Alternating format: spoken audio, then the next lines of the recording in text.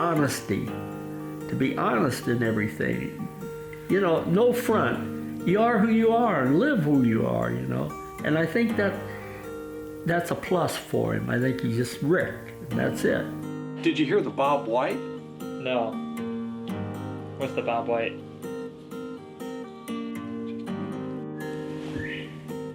We call him Bob White. People, Bob White. Yep. That's good. That's good. Quail are good. Well, first of all, I will say that I don't care about basketry.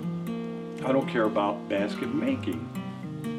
I don't have any interest in basketry beyond the baskets that I make. To me, it was a gift given me to do. I was kind of chosen to carry it on, and I totally delighted in making each and every basket.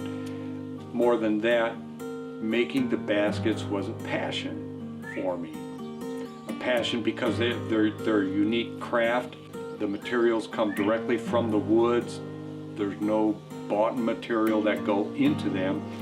It's just a raw product from nature, you know, using it, breaking it down, splitting it up, fashioning it into such a beautiful item as the baskets.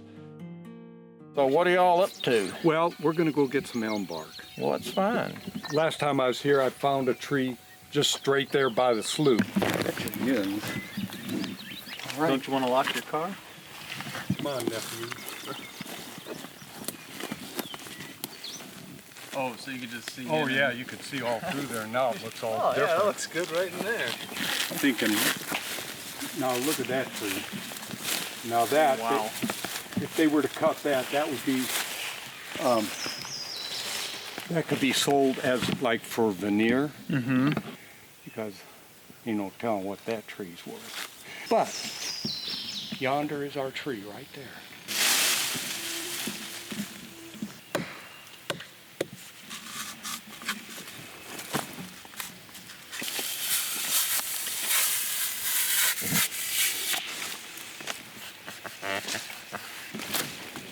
I'm going to do just like a little sample. Yeah, see, that's not doing too well. No. We looking for another one this size, or does it matter the circumference? Well, this would be nice because it would yield A lot more, sure. a lot of bark. We just gotta just keep going and find, because I know there's a couple more over yonder, and they're on the riverbank. This here, what they call the slough, empties into the Tradewater River, so we can't get lost. So old Bertie Wade, the guy Rick probably told you about him, that started him in baskets. Nobody would take up the basket making. That man was in some ways a mentor to me, because he must have obviously been kind of on the lookout for somebody else to take up the craft. Bertie Wade's place. Bertie Wade and his wife Sally lived here. When I met them, I was probably 19, 20 years old. To me, they were old-timers. No disrespect meant, but they appeared to me to be old-timers. It's just remarkable the simplicity of how these folks live, because right up here is their back porch light. A light bulb hanging there, covered with a piece of tin. How simple is that? I don't know if it would be up to code or not, but that would keep the rain off of it. This was their water supply. That was their well cap, keep mouse out. He was a tough man.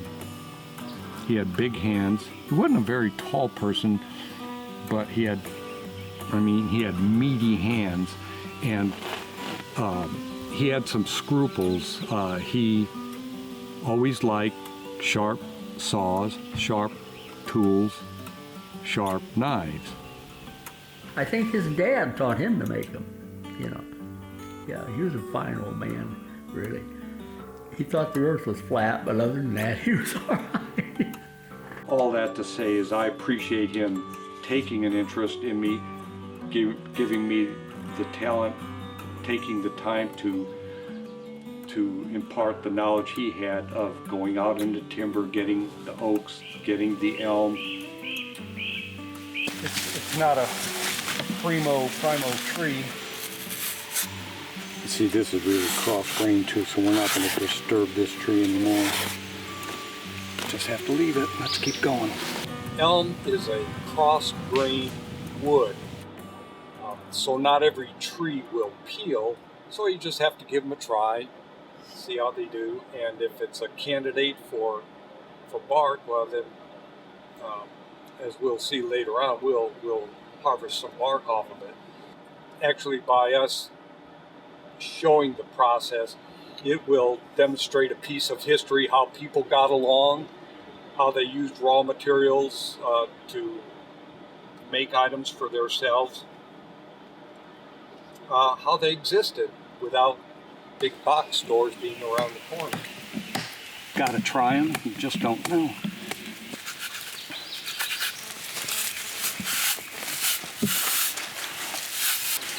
Pretty thin. Thin? How thick is it usually? Like twice that? Or? Sometimes it can be, what we're after can sometimes be 3/8 of an inch thick. Oh, wow. We used to sell quite a few of them. We'd go to craft shows and stuff, you know, together. And you'd sell quite a few of these baskets, different people. And people would order them too, see. And I think if people could just look at them and realize the work that goes into those. Even now, for me, having made baskets for 35, 40 years, it's still an intriguing process that you can go out, gather your raw material, and make beautiful baskets. Utilitarian in their day when they were needed, but beautiful craft pieces as they would be viewed today.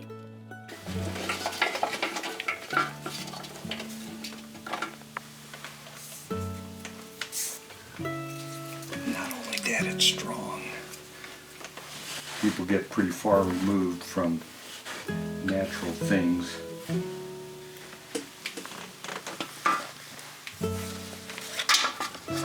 So anytime you can be exposed to viewing stuff like this, pretty good. I embarked on making an offering of baskets. It's an offering of 66 baskets, and so When you say offering, what do you mean by an offering? Well, that's kind of a curious term because I don't know that I'll make another basket after I finish these. So it's like, here is an offering of baskets for whoever wants them. It's not going to be a continuous supply from me. But there's a different impetus, there's a different purpose behind beginning with this set of baskets, this last offering of baskets. The baskets I've made before was to earn a little extra change, you know, go to craft shows, you know, be known a little bit, and oohs and ahs from people and all that. Starting with this set of baskets has the very signature of God on the basket. So it's not primo, but can't go back empty-handed. Did you want to try that other one, and then we can come back to this one if it's not thick? What? Oh, That this one over one there? down here. Yeah, let's do I mean, this one will be here. This one will that be. other one's right over there. Let's. Like, you've never seen poison ivy. It looks like branches. Let's go do some battle with it. Does it reach out for you? Yeah. Yeah, Jake, this here is poison ivy. That's why. I mean, look here, you know, look at these lines. I know. Those are all poison ivy lines. It bigger looks than- like varicose veins on a tree. Get those surgically removed.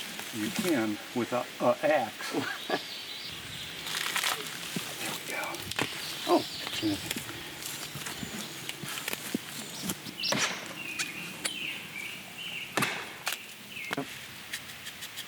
start gently peeling it out. I mean, you get a good tree. Well, yeah, This you ain't get no spoiled. comparison. So, See, this is my Jake? first time, so this looks fine to me. there you go. Grab a hold of it. Don't slip.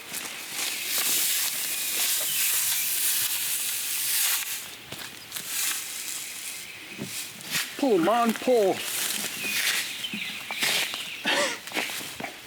Now, I think we're about done. no, we ain't. What you do here? You gonna get up front?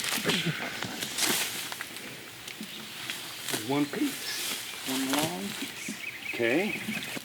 See, that looks really nice and thick. Is that how That's thick good. you want it, ideally? Oh, yeah. I handle the wood, I handle the ribs, you know, actually whittling them out. My hands are all over the baskets. So each one of these baskets I've laid my hands on, they have the signature of God on them because these baskets are inspired. And so it's sort of a way of imparting a blessing to the homes that these baskets will end up in. And so I say they have the signature of God on them. Is there some kind of, you know, a written name of God on there? No, my name is on the baskets. The year they were made is burned into them. And also my little trademark is on the baskets. But I'm a representative of God, representative of Christ. My blessing goes with the baskets to whoever ends up with them. Bless them and their household. And they may be totally unaware of it. That's not the point. They don't have to be aware of it. I know it. That's all that matters. So yeah, they've taken on kind of a different mission now.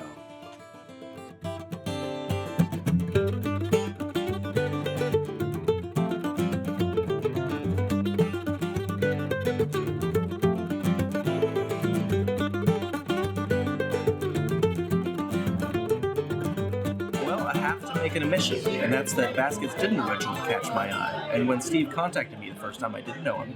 And he called me up and he said, I'd like you to come see my baskets. And I didn't think much of it at the time because I thought I associated baskets with a different kind of basket, the baskets that we find in mass big stores, places like Pier 1 Imports and Target and all that. And I thought baskets are kind of flimsy things. I don't know what value there is in this. But he finally coaxed me into his house, and the moment I saw his collection, I was converted. And eventually, we realized that there was something huge going on here. That there was this whole traditional basketry revival going on around the country that a lot of people didn't know about. And if you weren't out there looking for it, you probably weren't finding it. So glad that you could come here. You are a really unusual group of people, you know, who have dedicated part, or some of you, all of your lives to basket making, to maintaining traditions and inventing new ways of creating a craft that is incredibly important. When I saw this collection, I realized there was something very special here. And we started to talk very excitedly at the Smithsonian about what we could do about this. The wonderful thing about working at the Smithsonian is that you have a national stage to bring things to people's attention that they might not necessarily interact with in their everyday life.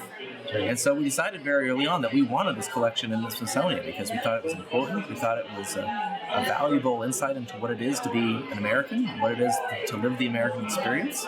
And so we talked to Steve and Martha, and very quickly they said, yes, we want you to have this collection on behalf of the nation. And so when we open this exhibition, we want people to come and see it because we want them to see what I saw the first time I came to Steve's collection. We want them to see how valuable this work is, the strength of this. We want them to understand that there are people all over the country that have important, close relationships with the earth, and that they're taking that knowledge of the land and the materials and turning it into baskets that we can all appreciate and we can all gain something from them. Hey nephew, let's see what you got. Probably better to learn on this because prime tree's probably a lot easier. You get a good one? After you trim the noxious poisonous ivy. You can wrench it from side to side if it once it gets difficult. Yeah.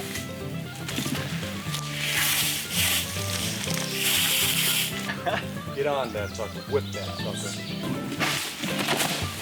What are you trying to do? Kill Uncle? Excellent, Jake. Let's get another piece. That's a good one. One thing I've heard from the many basket makers is that they don't see enough young people taking up the craft. And of course, there are other considerations. There's the fact that the people who are doing this right now are aging. In fact, out of the 63 basket makers in Steve and Martha's collection, only one of them is under the age of 50 that is outside of the sweetgrass tradition. So there's only one person that I know of that's under 50 that's working with willow or white oak or black ash or so on. And what is that going to look like in 20 or 30 years? I don't know. Yeah, it's pretty hard. I don't know, because these people don't necessarily have the same opportunities to interact with the land, to interact with the people that have this knowledge, to interact with the types of situations in which they're going to acquire this craft. Ivy branch. Just gonna break it off. Yep. Yes. Oh, you bent it. Did you bring any Hershey's chocolate bars for energy? I didn't. We're gonna do, let's just leave the rest of it. I'm gonna put this end up there. Sure. We'll leave the rest of it. You know, the tree will continue to live. And, Oh, really? oh, yeah. Oh, yeah. It'll- It's got half of its food. Sure. It will. Scar over. One of the questions that people ask, well, does it kill the tree you get the bark from? Well, yes, it does. People may react to that kind of negatively. Life comes out of death. In other words, something has to die to keep us alive. For instance, the food that we eat. You grow a cabbage, the cabbage forms a head, whack, you cut it off and make coleslaw out of it. Well, that cabbage plant sacrificed its life for us. And it's just kind of a principle of the universe. Actually, it's a principle of God. And I say that because Christ gave his life that we may live. Whosoever will may live. Because of our sin, we're apart from God. We can't even know him apart from Christ. So Christ had to atone, had to redeem us, had to pay the penalty for our sin so that we may live. Out of death comes life. So it falls back to the materials that we use with baskets. Okay, we have a beautiful elm tree that has been around for 75 years or so. Peeling the bark from the tree does cause the tree to die. But the tree gives life to the baskets. From the material that we gather from that tree, we fashion baskets. Beautiful works of art, beautiful baskets that have a utility to them, have a history to them, are just a delight to look at. So the baskets, the tree was grown for that purpose, to make baskets. Steve will tell you that he's been looking for him for 26 years. Yeah. Now, I didn't know about him 26 years ago, but I've been looking for him for 3 years. Really? Well, when we acquired this collection, we had 63 people that we wanted to meet and get in touch with. Okay. And we got in touch with all of them but one, and that was Richard Krupa.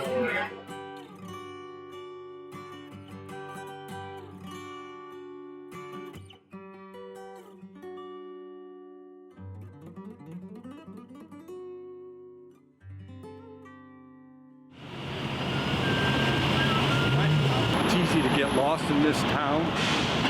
What do you think about being in D.C.? Well, my heart is still palpitating, and but we don't have to call 912 just yet. But we're not lost because there's a sign that says where to go. It's just straight ahead. We can't miss it now.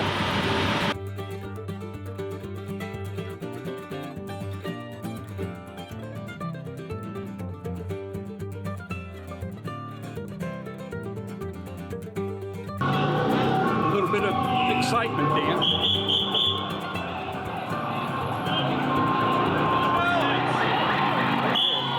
We're going to make the most of it. Let's go. Well, we've just been run off. We've just been run off from the gallery. You playing with firecrackers again, Rick? Probably was. Rick, are we safe? I feel as safe as a pea in a pod. Well, how can you not? Yeah. The police have us all, corralled. Steve Cole and Martha Ware have graciously opened their home for reception for the basket makers that are represented in the Cole Ware exhibit here at the Renwick. And so it's going to be a down-home good time. We'll kick off our shoes, sit and relax and get to know one another, introduce ourselves to each other. So we're going to have a good time in spite of the circumstances. I know many of the basket makers from over the years, and I know many of them very well. And I have known where every basket maker was and who they were and what they were doing. I probably, as I said, know more about them than they care for me to know. But I knew nothing about Richard Krupa. All I knew is that in 1987 I bought a basket that he had signed, and that for 26 years I'd been looking for him. Bought the basket at the Kentucky Craft Gallery shop. If there's a day that one looks back on and says, this is the day the collection began, that was the day the collection began. And so it's actually serendipitous that we put his basket on the cover of the book. I thought, not only does this basket have a wonderful presence, it's an eye-catching, it's got this incredible aura around it. And I think that when people see Richard Krupa's basket on the cover, they're going to say, that's a book I want to pick up. I want to know more about that book. So even though we didn't know who he was, we didn't know anything about him, we couldn't find him, we didn't know if he was dead or alive, I said, I want that basket on the cover. That's going to be a cover that will take people to this book and say, learn more about what's inside. Well, people say, well, what makes a good basket? And a good basket is a basket, in my mind at least, that has great workmanship, but it also has proportion, balance, and beauty. And from the very moment I saw Richard's basket, it had all those attributes.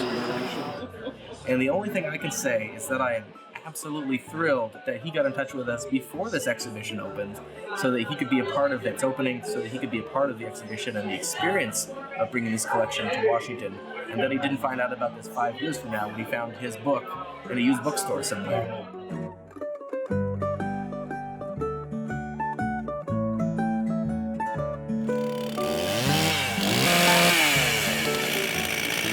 That's a recipe. Sounds good. Okay.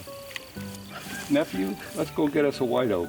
Sounds good. No, this one would be a good one right here. Okay. All these years since I've learned how to do them, and the years have turned into decades, I've always been watching for anybody, meaning a younger man or a younger woman, who would be genuinely interested in learning how to make the baskets. And my nephew Jake has indicated he'd like to take it up and learn how to do this little craft. So as the generations come, the generations go. So part of this is to instruct Jake on some of the techniques of the basket making, and to, at a certain point, say, okay, there it is, it's all yours, you do it. And then then my hands are clean of it. I've made all the baskets I need to make, and signed them all, the ones that I've made, with my signature. But then when those are done, there's going to be a different signature on it, that being Jake Krupa. He'll be signing the year his baskets were made, and then mine will be out there to whoever buys them and has them in their home, and Jake will have the craft. Perhaps someday he'll pass it on to somebody younger than him.